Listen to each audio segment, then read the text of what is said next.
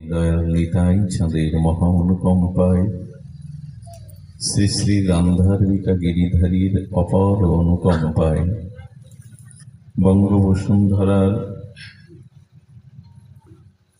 হালদার চক মহাশ্মশান কালী মন্দির শ্রী প্রাঙ্গণে কলিযুগের যুগধর্ম জীবধর্ম ভুবন পাবন বিশ্বমঙ্গল শ্রী শ্রী হরিনাম সংকীর্তন মহাযজ্ঞের আজ মাঙ্গলিক সুমঙ্গল শ্রী অধিবাস পর্ব। এই শ্রী অধিবাস পর্বে আজ এই যজ্ঞভূমিতে শ্রী শ্রী ভাগবতী ও ভক্তিযজ্ঞের জ্ঞানযজ্ঞের যে পরম আয়োজন, সেই পরম আয়োজনে এই শুভ সন্ধিক্ষণে মহামহেন্দ্রক্ষণে অস্মাদীয় জীবন সর্বস্ব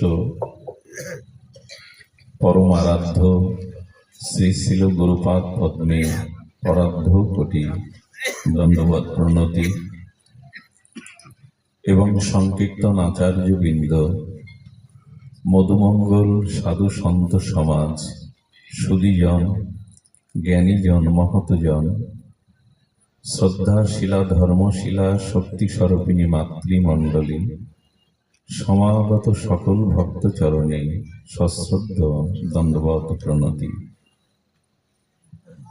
ভগবান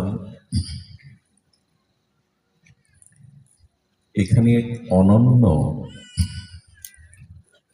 ভক্তের লক্ষণ, সেই সাথে প্রেম লক্ষণ বর্ণনা করেছেন। অনন্য ভক্তের লক্ষণ এবং প্রেম কিরূপ, ভগবানের প্রেমের কারণ কি, এই প্রসঙ্গেই ভগবান বলছেন। আজ আমরা এই প্রসঙ্গেই কিঞ্চিৎ সাক্ষাৎকার বা আস্বাদনে ব্রতী হব। আপনাদের সুপ্রসন্ন স্নিগ্ধ পরিবেশ প্রার্থনা করছি। মত কর্মকৃত মত পরম মদ ভক্ত সঙ্গ পরিজিত নির্বৈরী সর্বভূতেষু যশ মামেতি পাণ্ডব। ভগবানের এই চিন্ময় অলৌকিক বাণীর সরলত্ব হল, দেখো, মত কর্ম কৃত, ভগবানের প্রেম প্রাপ্তির উপায়, অনন্য ভক্তের লক্ষণ, এবং যে ভগবানের প্রেমের কি কি কারণ, সেখানে ভগবান প্রথমে বলছেন মত কর্ম কৃত। বৈদিক সনাতন সভ্যতায় প্রতিটি নরনারী প্রভাতে নিদ্রাভঙ্গের পরে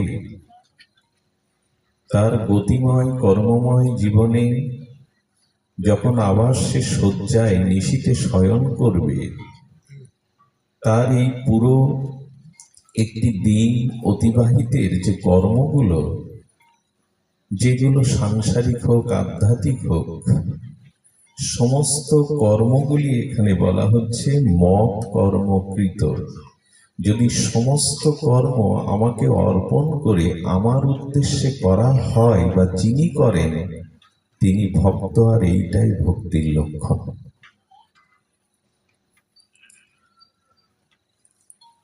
একটু ধ্যান দিতে হবে শব্দের দিকে। যিনি বৈদিক সনাতনী সভ্যতায় জন্মেছেন, তার প্রতিটি ক্রিয়া এবং কর্ম যজ্ঞ স্বরূপ। যজ্ঞ কাকে বলে এ প্রসঙ্গে আমাদের একটু ধারণা নিতে হবে। যজ্ঞ শব্দের অর্থ হল যে কর্ম ভগবান প্রীতার্থে এবং জগৎ জীবের হিতার্থে নিষ্পন্ন বা সম্পন্ন হয় তাকে যজ্ঞ বলে। যে কর্ম ভগবানের প্রীতি উৎপন্ন করে, ভগবানকে সুখ দেয়, আনন্দ দেয় এবং তৎসহিত জগৎ জীবের কল্যাণ হয়, এরই নাম যজ্ঞ।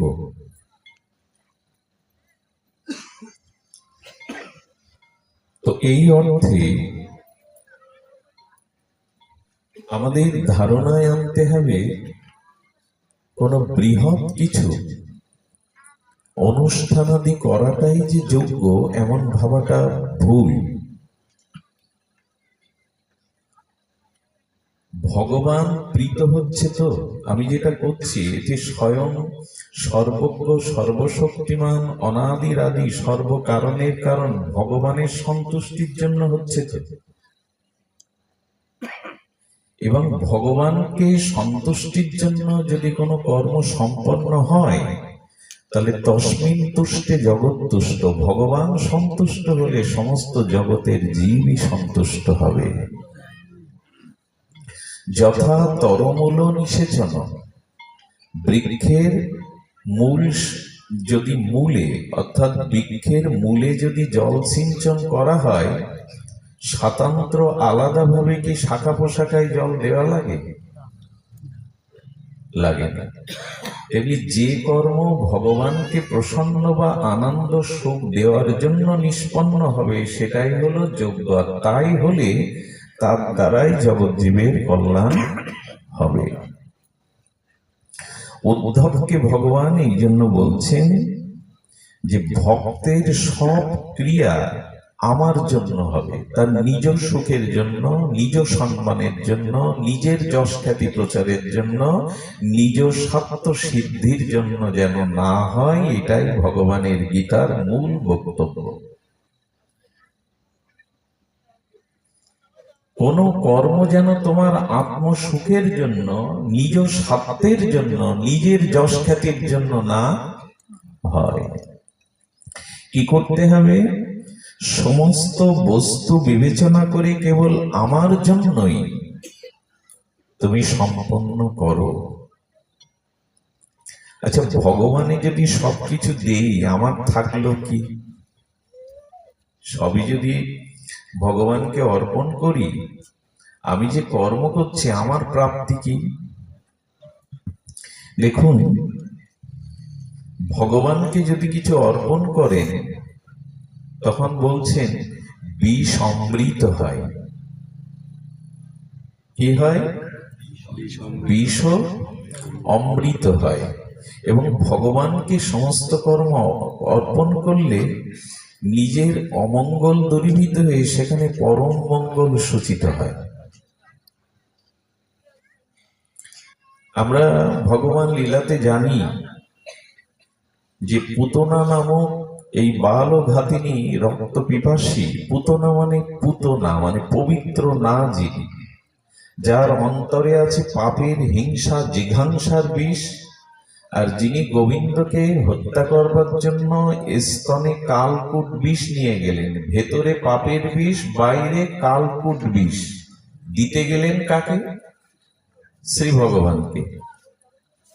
তো ভগবান পুতনার এই মাতৃবেশে তাকে শিশুর মতো স্নেহবৎসল হৃদয়ে সামান্য সময় কোলে নিয়ে স্তনটা দিয়েছিলেন। পুতনার স্তন থেকে পাপময় বিষ এবং তার কালকূট বিষ, তার প্রাণটি গোবিন্দ গ্রহণ করে তাকে যশোদা এবং দেবকীর যে ধাত্রীগতি বৈকুণ্ঠে সেখানে পাঠিয়েছিলেন। এবং এই পুতনার লাশকে যখন বৃন্দাবনে খণ্ড খণ্ড করে, দীর্ঘ লাশ তো, তাকে খণ্ড খণ্ড করে যখন চিতায় দাহ করা হয়, ব্রজবাসীরা দেখলো সেই চিতার পুতনার সেই দেহ অবশেষ থেকে একটা দিব্য চিন্ময় অলৌকিক লোকোত্তরীয় অপার্থিব সুগন্ধ বেরোচ্ছে।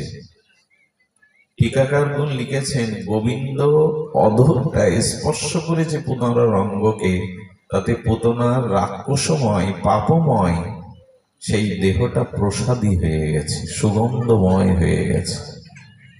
যদি যুক্তি চান তাহলে বলবো, বিষাক্ত সর্পের বিষ আমাদের হোমিওপ্যাথি শাস্ত্রে গবেষকরা জীবনদায়ী ঔষধে রূপান্তরিত করে। যদি কোনো মানুষের গবেষণার দ্বারা, আচ্ছা 1 কেজি সোনার দাম কত? 1 ভরি তো 1 লক্ষ, মানে 1 কেজি সোনা আনুমানিক 50 লক্ষ ধরুন। 1 কেজি সাপের বিষের দাম কেমন? কয়েক কোটি টাকা। সোনার দাম কম, বিষের দাম বেশি কেন? কারণ সর্পের এই বিষ মানুষের জীবনদায়ী ঔষধ হয়। তো মানুষ যদি গবেষণা দ্বারা সাপের বিষকে অমৃতময় ঔষধ করতে পারে, সর্বশক্তিমান ভগবানে যদি কেউ কিছু অর্পণ করে, তখন সেই বস্তুটি বিষময় হলেও তা অমৃতময় হয়ে যায়। এই জন্য তো ভগবান, এই জন্য তো তার মহামহিমা। এই জন্য দেখুন, সমুদ্রের জল লবণাক্ত, খার, নোনা, কিন্তু সমুদ্রের জল পান করে আমাদের তৃষ্ণা নিবারণ হয় না, শান্তি হয় না, আরো তৃষ্ণা বেড়ে যায়। এবং সামুদ্রিক জল কোনো বৃক্ষে সিঁচন করলে বৃক্ষটাও মারা যায়। কিন্তু সেই সমুদ্র যখন মেঘাকারে, বাষ্প আকারে মেঘের কাছে জল দিয়ে দেয়, মেঘ থেকে যখন বৃষ্টি বরিশন হয়ে ধরিত্রীতে নামে, তখন কি আর নোনা জল, অশুদ্ধ জল, ক্ষার প্রধান জল থাকে? ঘোলা জল থাকে? বৃষ্টির সেই মেঘমালা থেকে ঝড়ো ঝড়ো বৃষ্টির দ্বারা বৃক্ষে পড়লে মৃত বৃক্ষ সঞ্জীবিত হয়ে ওঠে, ধরিত্রী শীতল হয়, সেই জল তাকে স্বচ্ছ, শুদ্ধ। সেটা তো সমুদ্রেরই জল। তেমনি আমরা যে কর্মই করি তা যদি ভগবানের প্রসন্নতার জন্য ভগবানকে নিবেদন করি, সমুদ্রের জল মেঘকে দান করলে মেঘ যেমন শীতল স্বচ্ছ জল জগৎকে দান করে, তেমনি ভগবানকে কিছু দান করলে সেটা অমৃতময় প্রসাদী হয়ে আমাদের কাছে ফিরে আসে। এই জন্য বললেন, ভগবানের উদ্দেশ্যে সর্বকর্ম অর্পণ করো, মৎ কর্ম কৃত, আমার উদ্দেশ্যেই করো। যারা প্রকৃত ভক্ত হয় তারা নিজের জন্য কোনো কর্ম করে না, তাদের সমস্ত কর্ম ভগবানের উদ্দেশ্যই হয়। আমরা এটা কল্পনাও করতে পারবো না। কিন্তু ভক্ত যারা, যারা ভগবানকে সর্বস্ব সমর্পণ করেছেন, সাধক রামপ্রসাদ তার অনুভব বেদ্য ভজন অনুভূতিতে লিখেছিলেন, সকলই তোমার কর্ম, লোকে বলে আমি করি। এসব গান তো এখন কালী পূজায় বাজে না, এখন ডিজের সময় মনে হয়। কালী পুজোয় এসব পান্নালালের গান আর বাজে না। সকলই তোমার কর্ম, লোকে বলে মা আমি করি। আচ্ছা, পুতুলগুলো কি নাচতে পারে? জড় পুতুলগুলো, ওগুলো নিজে নিজে নাচতে পারে তো? হাত পা বেঁকিয়ে পুতুলগুলো নাচে কেন? আমরা পুতুল নাচ দেখতে যাই কেন? পুতুলগুলোকে অলক্ষ্য থেকে সুতার দ্বারা কেউ নাচায়, এই জন্য তো পুতুল নাচে। তেমনি আমাদের জীবনে যা কিছু কর্ম হচ্ছে তার পেছনে ঈশ্বরেরই এখানে ভূমিকা আছে, আপনি করছেন না। এই জন্য তার কর্মটা তাকে অর্পণ করতে হবে। প্রথমেই বলছেন ভক্ত ত্যাগ করতে শিখবে, নিজের সসুখ কামনা বাসনার জন্য কিছু না করে ভগবানের উদ্দেশ্যে সবকিছুই ত্যাগ করবে। ত্যাগ করার বিষয় কি কি? খুব ভালো একটা প্রসঙ্গ চলে এসেছে, আমরা যদি এখন একটু মন দিয়ে শ্রবণ করি। দেখুন, ত্যাগের মদত্তে, মদত্তে ত্যাগ, এরই নাম যোগ্য। আমার উদ্দেশ্যে ত্যাগ করো। আমার মনে পড়ে, যারা পুরী ধামে যান, জগন্নাথ ক্ষেত্রে যান, বা কিছু কিছু তীর্থ আছে, যেমন গয়াতে পূর্বপুরুষের উদ্দেশ্যে পিণ্ড দিলে ওখানে একটা ত্যাগের প্রশ্ন আসে। খুব ধ্যান দিয়ে শুনুন। ত্যাগটা হলো ওখানে কোনো ফল ত্যাগ করে আসতে হয়, যে ফলটা আর কোনোদিন আপনি গ্রহণ করতে পারবেন না। অনেকে জানা আছে এটা। কাশিতে গেলে, শ্রীক্ষেত্রে গেলে, কোন কোন তীর্থে বলা হয় আপনি একটা কিছু ত্যাগ করে যান, সে জিনিসটা আর কোনোদিন গ্রহণ করতে পারবেন না। আমরা কি বুঝলাম জানেন? আমরা বলতে আমি কি বুঝলাম জানেন? আমি গয়ায় তর্পণ করে পুরীতে গিয়ে চিন্তা করছি কোন ফলটা ত্যাগ করব, যেটা ত্যাগ করলে আর কোনোদিন পাওয়া যাবে না। প্রথম কলার কথা মনে এলো, কলা, কদলী, এটা তো খেতেই হয়, এটা ভালোও লাগে, এইটা যদি ত্যাগ করি তো হবে না। আচ্ছা, আমি বয়রাটা ত্যাগ করি। বয়রা তো আজীবনেও খাইনি, হরিত কি বয়রা, আর ওটা ভবিষ্যতে পাবোও না। হ্যাঁ, পুরোহিত মশাই, আচার্য মশাই, আমি আজ থেকে চিরজীবনের জন্য এই ফলরূপ বয়রা ত্যাগ দিলাম। তার মানে কত বড় চালাকি! বয়রা তো ইতিপূর্বে পাইনি আর পাবো না, ওটার নাম করে ত্যাগ করি, তাহলে তার ওটা পেতে হবে না। এই ত্যাগের কথা কি বলা হলো ওখানে? এটা আমাদের চালাকি, কপটতা। মানে যা ইতিপূর্বে পাইনি, আগামীতে পাওয়ার সম্ভাবনাও নেই, ইচ্ছাও নেই, সেটাই ত্যাগ করি। ভগবান বললেন এটা ত্যাগ নয়। তোমার যা কিছু প্রিয়, তোমার যা কিছু আদরণীয়, সেই বস্তু যদি আমার উদ্দেশ্যে ত্যাগ করতে পারো, তবেই না তুমি অনন্য ভক্ত, তবেই না তুমি ত্যাগী। ত্যাগ আর আমাদের হয়েছে, আমরা ওরকম চালাকি করে ত্যাগ করি। ওখানে ফল ত্যাগ মানে ওই ত্যাগ না, এখানে ত্যাগের কথা মানে প্রভু কোনো বিষয়বস্তুকে যেন আমি আমার অহংকার মনে করে না করি, এগুলো ত্যাগ করতে পারি, সবই তোমার কর্ম। মত কর্ম কিন্তু একটা শব্দ কত ভাবার্থ, কত সরলত্ব, কত অতহলে স্পর্শী গভীরে নিয়ে গেছে ভগবানের একটা গীতার শব্দ। মত কর্ম গীত, আমার উদ্দেশ্যে ত্যাগ করো। প্রথম ত্যাগের প্রশ্ন আসে কি জানেন? মদার্থে অর্থ পরিত্যাগা। বলছেন আমার ভক্ত হতে গেলে এই কথাটা মেনে নিতে খুব কষ্ট হবে সকলের, কারণ বর্তমান সময়টা, বর্তমান জগৎটা আমাদের অর্থ প্রয়োজন। অর্থ ছাড়া কোনো মানুষ কিছু ভাবতেই পারে না। একটা সময় বস্তুময় জগৎ ছিল, জানেন, পুরনো দিনে হাট বাজারে টাকা নিয়ে কেউ যেত না, দ্রব্য বিনিময় হতো। আপনার কাছে যে দ্রব্য আছে ওটা আপনি আমায় দেবেন, আপনার প্রয়োজনীয় দ্রব্যটা আমি দেবো। পৃথিবী একসময় এভাবেই চলতো। এরপরে অর্থবহ যুগ এলো, এখন অর্থ ছাড়া কেউ কিছু কল্পনা করতে পারবেও না। অর্থ চাই চাই। একটা দেশের সবকিছুর পরিমাপকাঠি, মানুষের বিলাসময় জীবন, মানুষের বাহ্যিক ভৌতিক সুখ সব নির্ভর করছে আর অর্থ শব্দের অর্থ প্রয়োজন। মানুষ অর্থ চাই কেন? যার দ্বারা মানুষের প্রয়োজন নির্বাহ হয় তার নাম অর্থ। অর্থ শব্দের অর্থ কি করা হলো? প্রয়োজন। যার দ্বারা প্রয়োজন মেটে তাকে কি বলে? অর্থ। এই জন্য অর্থ চাই কেন? কারণ অর্থ না হলে প্রয়োজন নির্বাহ হবে না। গোবিন্দ প্রথমেই বলেছেন আমার অনন্য ভক্ত অর্থ মদর্থে দান করে, আমার উদ্দেশ্যে কি হচ্ছে আমার উদ্দেশ্যে দান করে। অর্থ দানের প্রসঙ্গটা আপনাদের একটু বলি।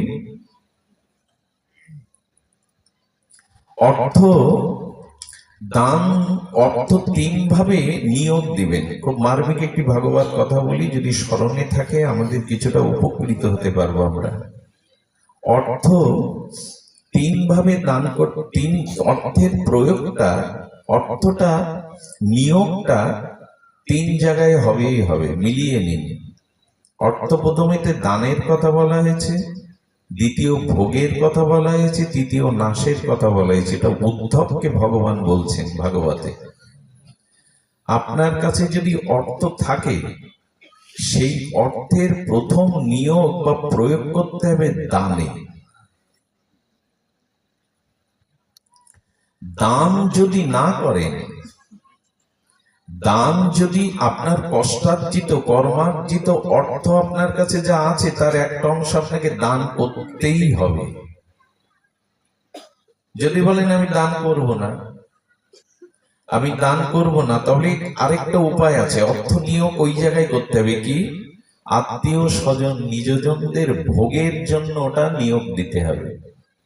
কিছু কিছু মানুষ আছে খুব ধনী, কিন্তু তার নিকট আত্মীয়রা জরা ব্যাধিতে শোকে তাপে ভুগছে, অথচ সে কানা করিও অর্থ সেই পরিজন সজ্জনের প্রতি ব্যয় করে না। তো যদি তুমি দান দান এখন আমাদের আর কি বলবো, দানের বিষয়টা সংকুচিত হয়ে গেছে। পুরানো দিনের মানুষের অর্থ হলে স্কুলের নামে জায়গা দান করত, বড় একটা পুকুর কেটে যেত, যা হাজার হাজার বছর ধরে মানুষ তাতে সেবা পেত। হ্যাঁ, একটা বিদ্যালয় করত, একটা পুষ্করণী করত, একটা দেবালয় করত। আর এখন অবস্থা কি জানেন? এখন ওই পুকুরটা ভরাট করে ডিসিআর করে আমরা আমাদের নামে নেওয়ার তালে ব্যস্ত।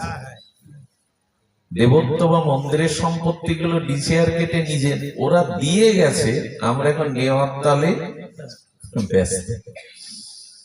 তো আগেকার মানুষের এই দানের কথাটা শাস্ত্র পড়ে জানতে হতো না। পুরানো যত প্রতিষ্ঠান আছে দেখুন, কোনো না কোনো ব্যক্তির দান। আচ্ছা, অর্থনীতি তো আগের থেকেও বেড়েছে, মানুষের সামর্থ্য বেড়েছে না? বেড়েছে তো। কি হয়েছে জানেন? মানুষের অর্থ সামর্থ্য বেড়েছে আমার মনে হয়, কিন্তু এই দানের মনটা বড় সংকুচিত, ছোট হয়ে গেছে, যত ছোট করা যায়।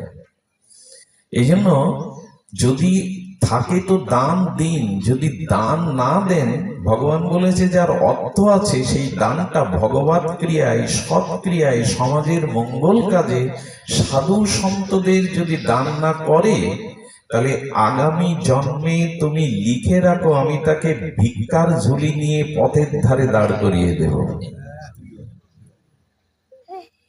তুমি তোমার সুকর্মের দ্বারা, ভাগ্যের দ্বারা যে অর্থ পেয়েছিলে, সেটা যদি ভগবত সেবায়, জগতের মঙ্গলে, সৎ কাজে, সাধুগুরু সন্তকে দান না করো, শুধু নিজে উপভোগ করো, আগামী জন্মে আমি তো আসলে আমাদের দুয়ারে যখন কোনো ভিখারি এসে একটা টাকার জন্য হাত পাতে, আপনি লক্ষ্য করেছেন ও কিন্তু এই জগতে আপনার মতো একজন মনুষ্য শরীরধারী মানুষ, একজন নিচে হাত পেতে চাইছে, আর যিনি দিবেন দাতা তার উপরে হাত, দুইজনই মানুষ। ওই ভিখারি আপনাকে একটা চরম উপদেশ দিতে এসছে, আজ কর্মফলে তুমি দাতা, আমি গ্রহীতা, আজ আমায় দাও, তাহলে আগামী জন্মে ঈশ্বর আমাকে তোমার জায়গায় আর তোমাকে আমার জায়গায় নামাবে। এই জন্য মানুষের কাছে যেটা আছে সেটা ভগবত কাজে, সমাজের মঙ্গলে, সৎ কাজে অবশ্যই দেওয়া উচিত। দানের কথা বলবো আর কি। দান আমাদের এক স্বামী না, তার স্ত্রী সুসংস্কারে তার দাতা মানসিকতা ছিল, দিত সাধুগুরু বৈষ্ণবকে ভগবত কাজে, সমাজের দুস্থদের দিত। কিন্তু স্বামী এত কৃপণ, এত কৃপণ, এত কৃপণ, কোনোদিন কাউকে দান দেওয়ার কথা ভাবতেই পারে না। 12 কিলোমিটার গঙ্গা যেখানে বাস করে এই ধনী কৃপণ, তার থেকে দূরত্ব 12 কিলোমিটার গঙ্গা। স্ত্রী বলছে সারা জীবন গঙ্গা স্নানে গেলে না, তো একদিন অন্তত একটু গঙ্গায় ডুব দিয়ে এসো, তাতে মলিনতা পাপ স্খলন হবে, যাও। ও যায় না কেন জানে? গঙ্গায় ডুব দিতে গেলে যে পান্ডারা আছে, ওদের মন্ত্র বলাতে হয়, মন্ত্র বললে দক্ষিণা দিতে হয়, এই জন্যই কোনোদিন যায়নি। স্ত্রী বলছে একটু যাও, ঠেলে ঠেলে পাঠালো, অনুরোধ করে পাঠালো। গিয়ে দেখছে গঙ্গার ঘাটে যারা ডুব দিচ্ছে, হাতে করে পুরোহিতকে 100, 500, 1000 যার যা সামর্থ্য দান দিচ্ছে। ওখান থেকে ফিরে চলে এসেছে। আবার বললেন গিন্নিকে কি বলবো, এক কাজ করি, এই যে শ্মশান ঘাট আছে ওইখানে কোনো পান্ডা দেখছি না, ও তো গঙ্গা, শ্মশান ঘাট, গঙ্গা চলে গেছে তো ওখানে একটা শ্মশান আছে, ওইখানে পান্ডা নেই, ওইখানে ডুব দিয়ে চলে যায়। তাহলে আর পুরোহিতকে, যজমান হয়ে পুরোহিতকে কিছু দিতে হবে। শ্মশান ঘাটে এসে চারিদিকে শুনশান শ্মশান, দেখছে কেউ নেই, বলে এখানেই ডুব দিই। ভগবানের হাসি পেয়েছে, মাঝে মাঝে আমাদের লীলা দেখে ভগবানের আনন্দ হয়। বেটা এইখানে চ্যান করছে শ্মশান ঘাটে কোনো পান্ডা আছে, আমি পান্ডা সেজে একটু দাঁড়াই তো ঘটনা কি হয়। ভগবান লাল কাপড় পরা সেই পান্ডা সেজে পেছনে দাঁড়িয়ে, ওই যে ডুব দিয়ে, ওর তো একটু দুর্বলতা আছে, কেউ দেখলো কিনা।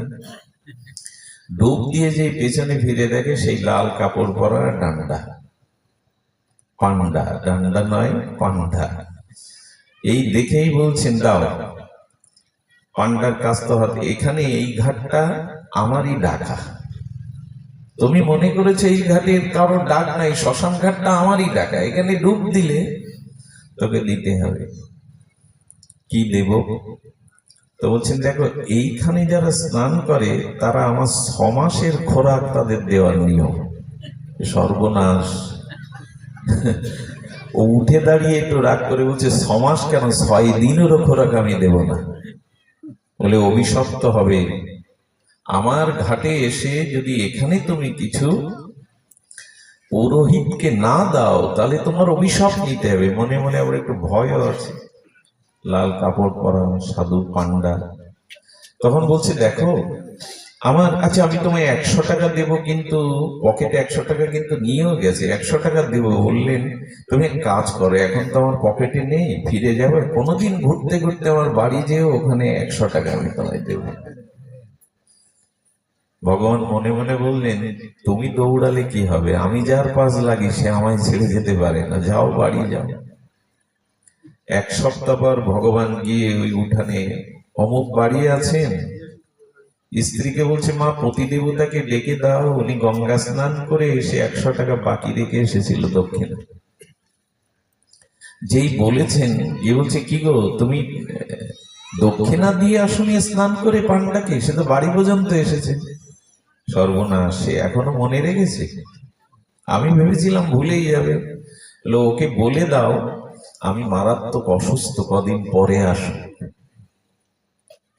আর শোনো আমি স্বামী, পুরুষ শাসিত সমাজে মেয়েদের মাঝে মাঝে কত কিছু মেনে নিতে হয় দেখুন। আমি তো স্বামী, আমার আদেশ পালন করাই তোমার ধর্ম, যা বলছি তাই বলো। 3 দিন বাদে ভগবান এসে আবার উপস্থিত পান্ডা বেশে। কি গো মা, স্বামী সুস্থ হয়েছে? স্ত্রী গিয়ে বলছে আজকে কি বলবো বলে দাও।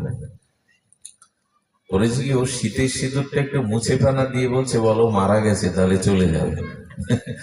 সর্বনাশ, মেয়েটা কাঁদছে জানেন 100 টাকার জন্য।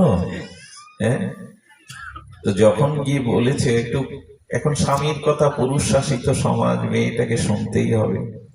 এসে বলছে বাবা আমার সর্বনাশ হয়ে গেছে, আমার সব চলে গেছে। এই যখন কাঁদছে তখন বলছে কাঁদছিস কেন? বললো বাবা সব শেষ হয়ে গেছে। পান্ডারবি ভগবান বললেন তোর দুঃখের দিন কিন্তু সুখের দিন আমার। বাবা এই কথা বলতে পারলেন? হ্যাঁ রে, ও যেহেতু আমার যজমান, ওর গঙ্গা স্নানের পর্বটা যখন আমি সেরেছি, ও শ্রাদ্ধের পর্বটাও আমি সেরে যাব, এটাই আমার ভাগ্য।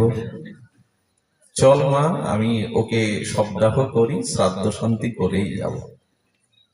ও মর্কট মানে দমটম বন্ধ করে মর্কট মরার মতো পড়ে রয়েছে তখনও। ওকে যখন ভগবান তো তার দিব্য যোগমায়া শক্তিতে বহু লোক জোগাড় করে বলহরি যেই বলতে শুরু করেছে, তখন মহিলাটা বলছে বাবা ও মরেনি, বাবা মরেনি, ওকে নিয়ে যেও না। বলো মা সবাই ওই কথা বলে, আমি রেখে দেবো, ওকে নিয়ে যেও না, ছেড়ে দে তুই, সবাই বলে ওই কথা, ছেড়ে দে।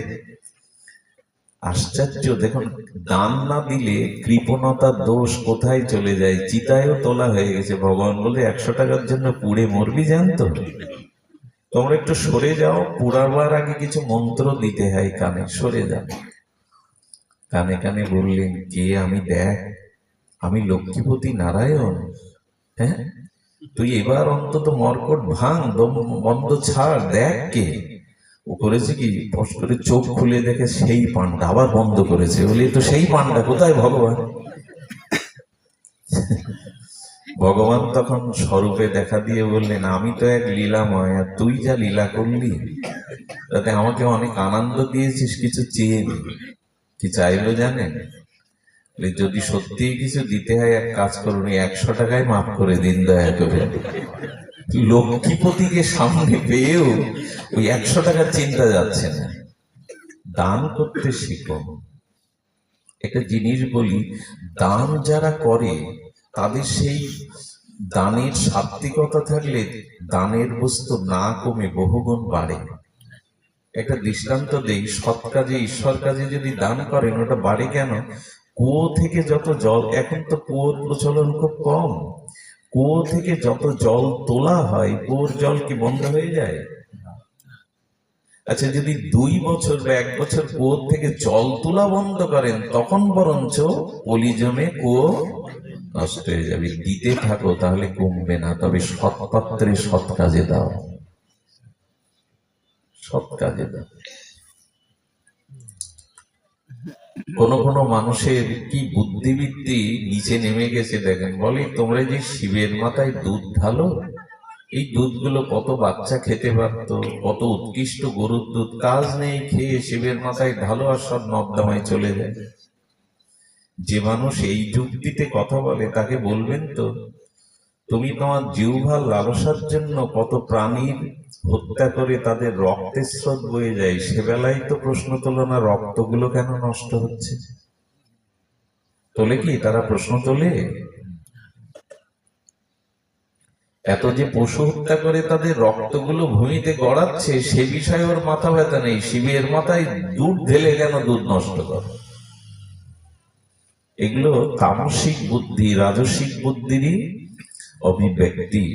এই জন্য বলছেন দান করতেই হবে। ভগবান বলছেন অর্থটা সৎ কাজে নিয়োগ করো। দেখুন, পেয়ারা, আপেল যে গাছে ফলে সেই গাছের ডালগুলো, পাতাগুলোকে কেউ কাটে? কাটে কি? আমগুলো, কারণ কি জানেন? আপেলটা, পেয়ারাটা, আমটা গাছ তার শাখা পোশাখা থেকে বাড়িয়ে বলে আমাকে নিতে এসো, আমাকে উপভোগ করো, তোমরা আমাকে নিতে এসো। কিন্তু যখন আলু খেতে যায় মানুষ, সবজি, আলু সবজি লাগায়, তখন আলুর গাছটা থাকে উপরে, ফলটা কোথায় থাকে? নিচে। এই জন্য দেখবেন ওর পাতাগুলো কৃষক গিয়ে আগে গাছগুলোই ছেদন করে, ওর দিকে দৃষ্টি দেয় না। কিন্তু আপেলে বা অন্য পেয়ারার পাতাগুলো, শাখাগুলো কাটে না। যে দিতে জানে সে বিনষ্ট হয় না, তার কমে না। এই জন্য ভগবান বললেন, কি বলছেন? মদর্থে অর্থ পরিত্যাগা, আমার উদ্দেশ্যে, আমার প্রসন্নতার জন্য অর্থ নিয়োগ করো, যা আছে তার একটা অংশ দান করো। কথাটা অনেকক্ষণ চলে গেল ব্যাখ্যায়। দ্বিতীয়টা বলছে যদি দানের হাত তোমার কম থাকে তাহলে কাজ করো। তুমি তোমার নিকট আত্মীয় পরিজন, হ্যাঁ, তোমার পরিচিত জন, এদেরকে তো তুমি ভালোবাসো, অর্থটা শুধু নিজ ভোগ না করে ওই দুস্থ আত্মীয় স্বজন, নিজজন যারা আছে পাড়া প্রতিবেশীতে, এদের কাজে লাগাও। বলি এটাতেও আমার রুচি নেই, আমি ভালো মন্দ খাবো, পাশে যাহাই হোক। মানুষ সংকীর্ণ কেমন জানেন? আমার এই 10 ফুট বাই 10 ফুট ছাদের তলে যে 4-5 জন পরিবারের সদস্য আছি, আমরা বেশ ভালো মন্দ খেয়ে দিয়ে হাসিতে জীবন কাটাবো, বাইরে প্রলয় হয়ে যাক, সব মারা যাক, আমার কি? এই হলো বর্তমান মানুষের সংকীর্ণতা। কিন্তু মহাপুরুষগণ বলে গেছেন, অপরের কল্যাণ যারা চায় না, লিখে নিন, তাদের কল্যাণ কোনোদিন সূচনাও হয় না। যে অপরের কল্যাণ করতে শেখেনি তার নিজ কল্যাণের সম্ভাবনাও কোনো কালেই হবে না। এই জন্য অর্থটা দ্বিতীয় নিয়োগ দিতে হবে কোথায়? না, আত্মীয় স্বজন পরিবার একটু ভোগে লাগাও, তুমি ভালো মন্দ খাচ্ছ তাদেরও দাও। আচ্ছা, যদি তাও না দিতে পারেন, ভগবান এখানে সতর্ক করে দিয়েছেন, সেই অর্থ তোমার রোগ শোক, মামলা মকদ্দমা, চুরি ডাকাতিতে নাশ হবেই হবে। এই তিনটেতে অর্থ তোমার কাজে নিয়োগ হবে, হয়তো দানে, না হলে ভোগে, না হলে নাশে, ওই অর্থ তার নাশ হবে। এই জন্য ভগবান বললেন মদর্থে অর্থ পরিত্যাগা। উদ্ধবকে বলছেন আমার উদ্দেশ্যে, অর্থের প্রতি মানুষের বেশি মমতা থাকে, তো এই জন্য ভগবান এটা দানের কথা বলছেন। মদর্থে অর্থ দান করো। ভক্তের সব ক্রিয়া আমার জন্য, এবং ভক্ত সব কামনাগুলি আমার জন্যই ত্যাগ করবে, তার নিজের যে স্বার্থ, তার নিজের যে সসুখ কামনা, এটা সে ত্যাগ করবে, তবেই সে ভক্ত। আর এটাই ভক্তির লক্ষণ, এটাই ভক্তির লক্ষণ। ভক্তির লক্ষণ, অনন্য ভক্তির লক্ষণ এই দুটি, অর্থ ত্যাগ করবে এবং কি বলা হয়েছে, সে সমস্ত কামনা আমার জন্য ত্যাগ করবে। তুমি সুখী হও, তোমার সুখী আমার একমাত্র বাসনা, যেটা ব্রজ গোপীদের ছিল, যেটা অনন্য ভক্তদের ছিল। আমাদের সুখের চিন্তা নাই, তুমি সুখী হও। এই যে অন্যকে সুখী করবার যে চিন্তা কারো মাথায় যদি থাকে, জানবেন তিনি ভগবানেরই ভক্ত। শুধু বাইরের শ্বাস পোশাকে ভক্ত ভাবলে ভুল হবে। যার নিজ কামনা ত্যাগ করে অন্যকে সুখী করবার, যার মাথায় এই সৎচিন্তাটি, এই ভাবনাটি আছে যে ভগবানকে বা অন্যকে সুখ দেওয়াই আমার কর্তব্য, এ মানুষ অনেক বড় সাত্ত্বিক মানুষ। এটাই ভক্তির লক্ষণ, এটাই ভক্তের লক্ষণ। তো অন্যের সুখের জন্য নিজ কামনা ত্যাগ করি কি আমরা? নিজের কাছে প্রশ্ন করতে হবে। ভাগবত কোনো গল্পগাথা নয়, ভাগবত সর্বপঞ্চম বেদ, সমস্ত বেদান্তের সার, দার্শনিক তত্ত্বে ভরা এই ভাগবত। ভগবান উদ্ধবকেই বলছেন আমার উদ্দেশ্যে সে কামনা ত্যাগ করবে।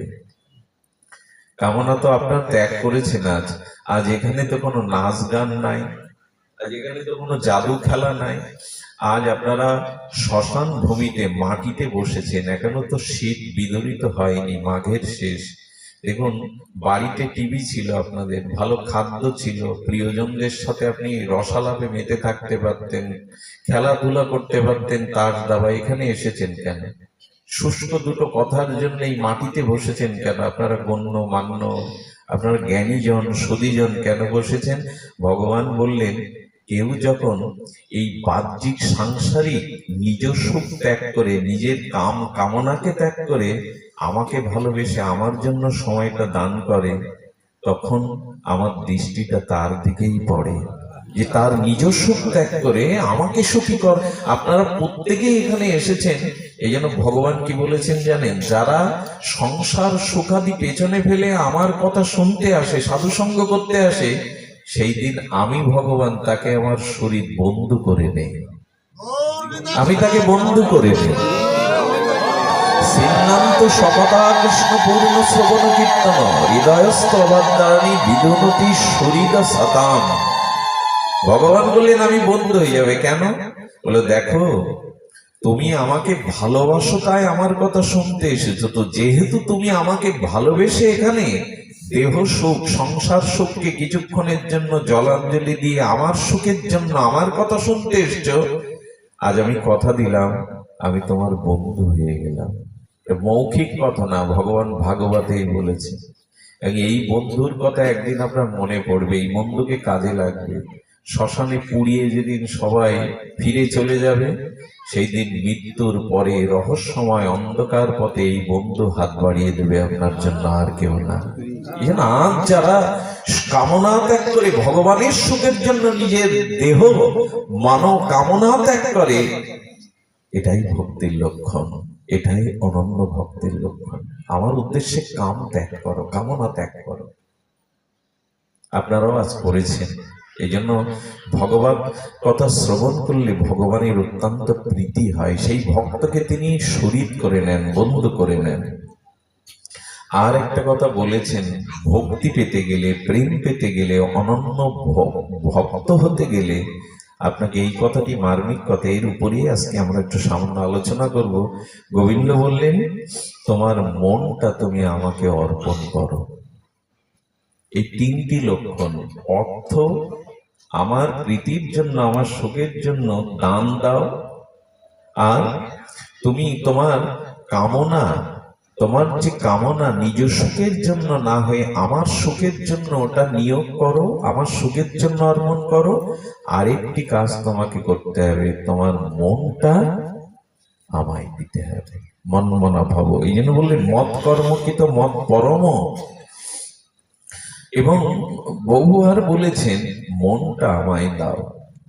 আমি আপনাদের শুধু এইটুকুই জানাতে পারি, দেখুন, মন অর্পণ যতদিন আমরা ভগবানে না করছি, মন অর্পণ যতদিন ভগবানে না করছি, ততদিন আপনার ভক্তি জীবন, ভক্ত জীবন, ভজন জীবন পরিপূর্ণতা পাবে না। ভগবান আপনার কাছে অন্য কিছু না চেয়ে চেয়ে বসেছেন মনমনা ভব মন চিত্ত, মন আমায় দাও। কিন্তু এটা বললেই তো আর তোমাকে দিতে পারি না। অনন্ত জন্মের কুসংস্কারে অবিদ্যাগ্রস্ত মন কামনা বাসনার দিকে ছুটে চলে, তোমার মানে যেতে চায় না। মন আমরা ভগবানকে দিতেই ভুলে গেছি, সবাইকে দিয়েছি। এই দেওয়াটাই অভিশাপ হয়ে গেছে, জানেন।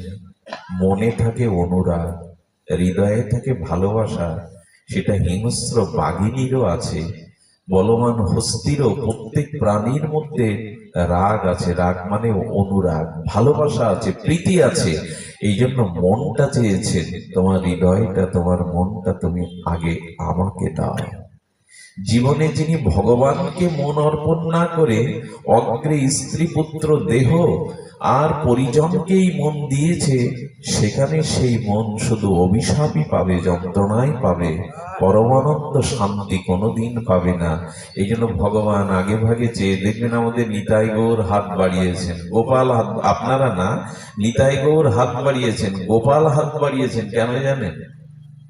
প্রত্যেক দেবদেবীর হাতটা দেখবেন এরকম, আপনাকে বর দেওয়ার জন্য অভয় মুদ্রা নিয়ে আছেন, এভাবে আছেন না দেবদেবীর হাত। কিন্তু গোপাল দেখবেন হাত এভাবে পেতে আছে, কিছু চাইছে। নিতাই গৌর হাত বাড়িয়ে চাইছে, কেন জানেন? নিতাই গৌর গোপাল বলছেন, তুমি আমার কাছে যাতে না চাও কামনা বাসনা, ধন জন, পুত্র পরিজন, জাগতিক সুখ, তাই তোমার কাছে আগে আমি চেয়ে বসে আছি, তুমি দাও। যদি প্রশ্ন করি, নিতাই গৌর কি চাই তোমার, তাহলে তুমি তোমার মনটা আমায় দাও, ওটাই চেয়ে বসে আছে আমি, আর কিছু না। তুমি তোমার মনটা আমায় দাও, কারণ এই মনেই বন্ধন, মনেই মুক্তি।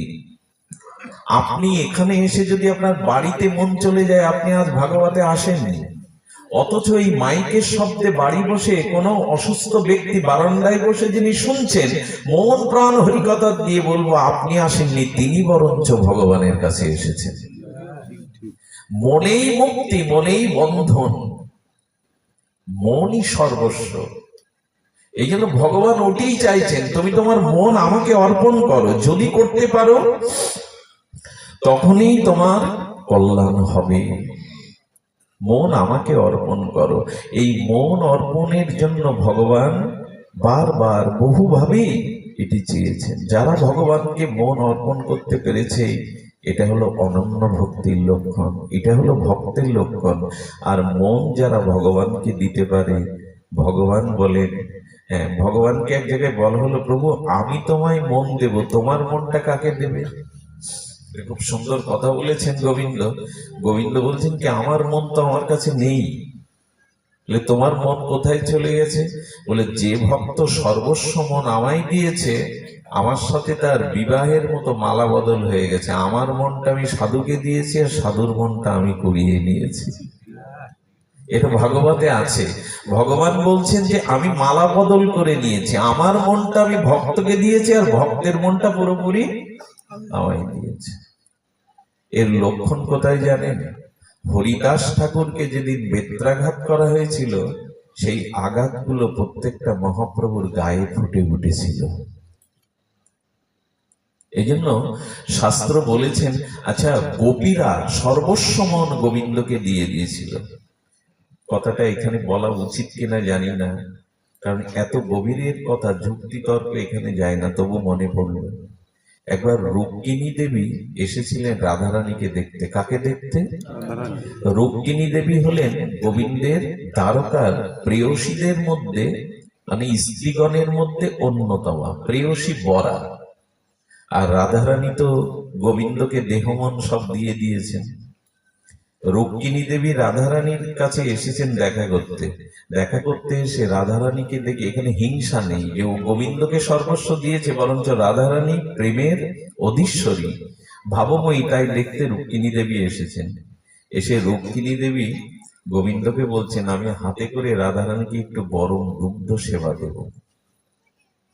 তো যখন গরম দুগ্ধ সেবা দিতে যাবে, দেখুন ভগবানকেও যদি কোনো জিনিস অর্পণ করেন, দেখবেন ওটা সেবা উপযোগীর মতো শীতল হয়েছে কিনা।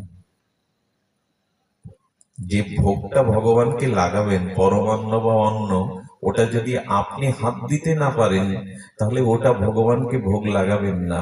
সেবার উপযোগীর মতো উষ্ণতা কমেছে কিনা দেখে তবে দিতে হবে। এই জন্য বিল্লপত্র হোম আগুনে দেওয়া যায়, কিন্তু তুলসী পাতা গরম স্থানে দিতে নেই।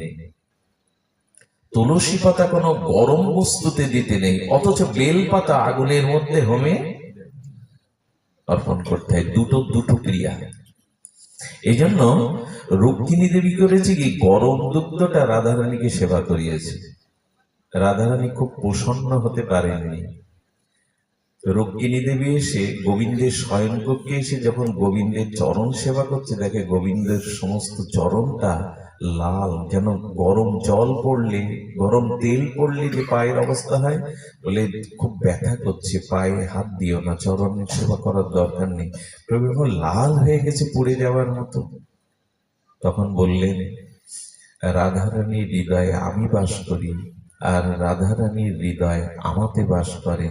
তুমি যে গরম দুগ্ধ খাইয়েছ, সেটা হৃদয়ে যাওয়াতে, যেহেতু রাধারানীর প্রাণ বা মন আমি, আমার চরণেই ওই ব্যথাটা এসে পৌঁছেছে, পুড়ে গেছে তাপে। এর দৃষ্টান্ত আমি আপনাদের দিতে পারবো না, তবে একটা দৃষ্টান্ত মনে পড়ছে। খুব উঁচু বারান্দা থেকে যদি 3-4 মাসের কি 6 মাসের শিশু পড়ে যেতে দেখে তার নিজের মা দুধ থেকে, ও পড়ে যাওয়ার সাথে সাথে যে ব্যথাটা সন্তানের লাগে, তার থেকে কোটি গুণ ব্যথা মায়ের বুকে লাগে। তার মানে মায়ের, মা গর্ভে ধারণ করেছিল, তো প্রতিপালন করেছিল, তো আত্মজ, মার আত্মা থেকেই জাত সন্তান। এই জন্য সন্তানের ব্যথাটা, আমি এও শুনেছি, কোন সন্তান মারা গেলে পিতার ব্রেন, স্মৃতিশক্তি অর্ধেক নষ্ট হয়ে যায় যদি যুবক পুত্র মারা যায়, আর মায়ের হার্ট ছিদ্র হয়ে যায়। এটা আমি দেখেছি। সন্তান বৎসলা কোন পুত্র সন্তান বা কোন সন্তান মারা গেলে মার হৃদয় ছিদ্র হয়ে যায়, হার্ট ছিদ্র হয়ে যায়। এই জন্য যেহেতু আত্মজ, এই জন্য ভগবান বলছেন আমি বিনিময় করেছি, আমার প্রাণটা আমি সাধুকে দিয়ে দিয়েছি, আর সাধু আমাকে যে প্রাণটা দিয়েছে তার প্রাণটা আমার হৃদয়ে। এই জন্য দেখুন, যা দিন ভগবানকে ফুল তুলসী বিল্লপত্র যা দিন, কিন্তু সর্বোচ্চ দেওয়া হলো মনটা। উনি লক্ষ্য করছেন যে মনটা আমরা ভগবানকে দিয়েছি কিনা। তো যাই হোক, আমি একটা শব্দ নিয়েই এতক্ষণ একটু আস্বাদন করিয়েছেন ভাগবত, সেটা হলো মত কর্মকৃত। যা কিছু করো আমার উদ্দেশ্যেই অর্পণ করো। এরপরে বললেন মত পরম, মনে মনে আমার প্রাপ্তির জন্য আর আমার ভক্ত প্রেমে নিষ্কাম ভাবে আমার নাম গুণ শ্রবণ কীর্তন মনন ধ্যান পঠন এগুলো অভ্যাস করো। এবার আমরা নামের প্রসঙ্গে আসি। ভগবান বলেছেন, দেখো মনটা এমনি এমনি আমাতে আসবে না, আমার নাম রূপ গুণ লীলা এগুলি শ্রবণ করতে থাকো। যদি এগুলো শ্রবণ করতে পারো, তাহলে প্রাপ্তির জন্য তৎপর হও। নিষ্কাম ভাবে আমার নাম, কি বলেছেন এখানে? নিষ্কাম ভাবে, কোনো কামনা না রেখে আমার নাম রূপ লীলা আমার গুণগতা সাধু সঙ্গে শ্রবণ করো, তাহলে মনটা আমাদের আসবে। এই হলো উপায়। এই জন্য বললেন মদ পরম, মদ ভক্ত মানে আমার গুণ শ্রবণ করো, আমার নাম কীর্তন করো, আমার অপরূপ মহিমা নাম রূপ লীলা এগুলি শ্রবণ করতে করতে, আস্বাদন করতে করতে তুমি আমার ভক্ত হয়ে যাবে, তোমার মনটা তুমি আমাকে অর্পণ করবে। আজ আমরা এই জন্য সামান্য একটু এখানে তার শ্রবণ কীর্তন মনন ধ্যান এগুলি একটু শ্রবণ করি, যে ভগবানের নামই পারে, ভগবানের হরিকথা শ্রবণ কীর্তনই পারে মনটা ভগবানে অর্পণ হবার সব থেকে প্রকৃষ্ট উপায়। এই জন্য ভগবান বললেন কি, মন্মনা ভব মদ ভক্ত মদ যাজি মাং নমস্কুরু মামে বৈশসী সত্যং তে প্রতি জানে প্রিয় হসিবে। তখনই প্রিয় হবে সে আমার যখন মন্মনা ভব, আমাকে মনটা অর্পণ করবে, মদ ভক্ত আমার ভক্ত হবে, আমার যাজন করবে, আমার শ্রবণ কীর্তন করবে, সবশেষে বললেন আমাকে সে একটা নমস্কার করবে। আচ্ছা, দিন রাত কয় ঘন্টার মা?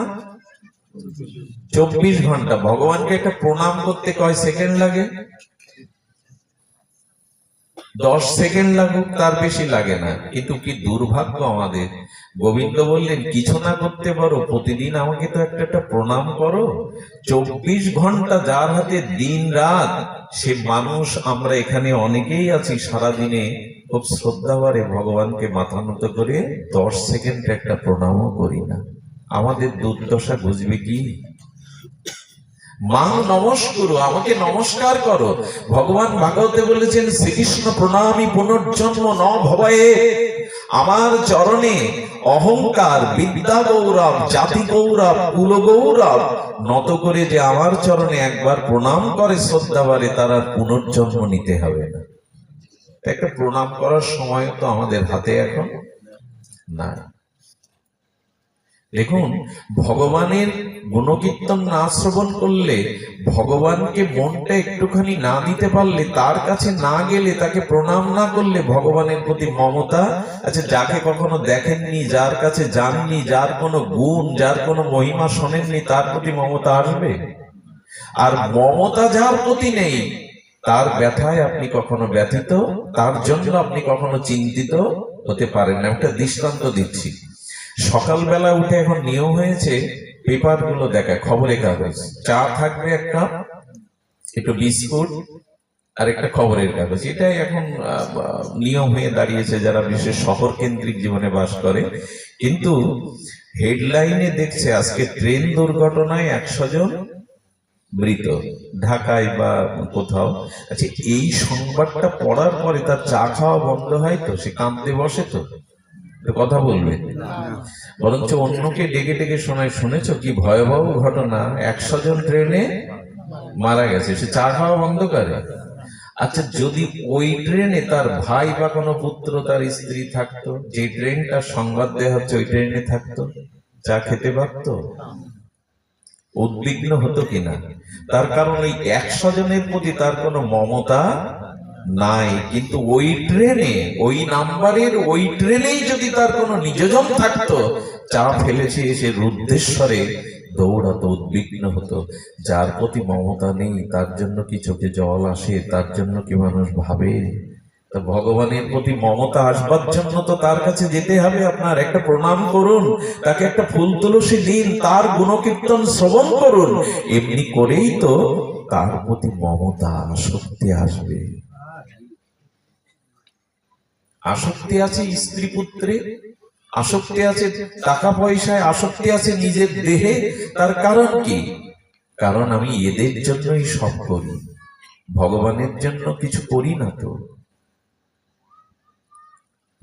আচ্ছা, চিন্তা করুন, সর্বস্ব ভগবানের জন্য ত্যাগ করব কি? এখন এই গ্রামের কেউ মারা গেলে না যাক, 100 বছর পরে মরুক, তাকে তো এইখানে আসতে হবে। এটা তো শ্মশান, শ্মশানে আসতে হবে না? শাস্ত্র বলছে দেখুন, দেহ সাজায় আমরা, কিন্তু মনকে ভগবানের অনুরাগে প্রেমে সাজালাম না। দেখুন, আমাদের শাস্ত্রে এও বলেছে দেহকে খুব বেশি সাজাতে নেই। দেহ ভোগ বা দেহের সুখবাঞ্ছা ভক্তি বিরোধী। তার মানে এরকম বলা হচ্ছে না আপনি ভালো বস্ত্র পরবেন না, দেহ পরিষ্কার রাখবেন, এরকম না। কিন্তু দেহকে সাজিয়ে কি করবেন? এখনই আমার শরীরে ক্যান্সারের জাম ধরা পড়লে থেরাপি দেওয়ার পরে দেখবেন আমি কত বিবর্ণ হয়ে যায়, পুড়ে যায়। মানুষের অন্তিম যাত্রায় তো এখানে যে ছাই হতে হবে। এই জন্য বলছেন দেহকে যতটা সাজাই, যত জিনিস ব্যয় করি দেহের পেছনে, শাস্ত্র বলেছে কি মনটাকে সাজাও, এবার মনটাকে সিঙ্গার করো। দেহটাকে অনেক দিন ধরে সাজিয়েছো, মন সাজাওনি। সেই মনটাকে শৃঙ্গার করতে গেলে, মনটা সাজাতে গেলে হরি নাম হরি কথাই হলো মনকে সুন্দর করে, মনকে সাজায়। হরি কথা হরি নাম সাধু সঙ্গ, এটাই মনকে সাজায়। কিন্তু যেখানে গেলে মন অসুস্থ হয় আমরা সেখানে এখন বেশি লোক যায়, আর যেখানে গেলে মন সুখ পায়, মনের শান্তি, মন সুন্দর হয়, সেখানে যেতে চায় না। আচ্ছা, হরি কথা আমি যদি আরো 2 ঘন্টা বলি, অর্ধেক মানুষ এখানে নিদ্রাভূত হবে। আর এখনই অনেকেই চোখ বুঝাচ্ছেন, আমি তো সবার দিকে দেখাচ্ছি, বোঝা যাচ্ছে। কারণ হরি কথা শুনলে আত্মাটা শান্ত হয়, তৃপ্ত হয়।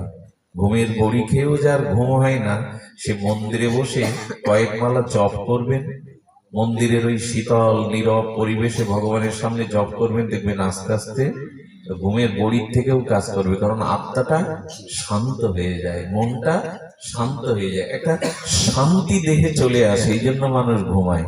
কিন্তু যাত্রা দেখতে গেলে ঘুম আসে সারা রাত, নাচ গান, গানের কনসার্ট, ওইসব নাচানাচি আসে কিনা? আসে কেন জানেন?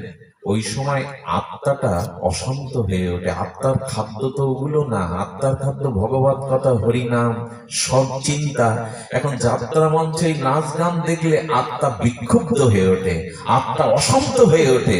রোগী ব্যক্তি ঘুমাতে পারে না, সুস্থ ব্যক্তি ঘুমায়। এই জন্য আত্মাকে সাজাতে হবে, মনটাকে সাজাতে হবে। দেহটাকে অনেক সাজিয়েছি, কিন্তু এর পরিণাম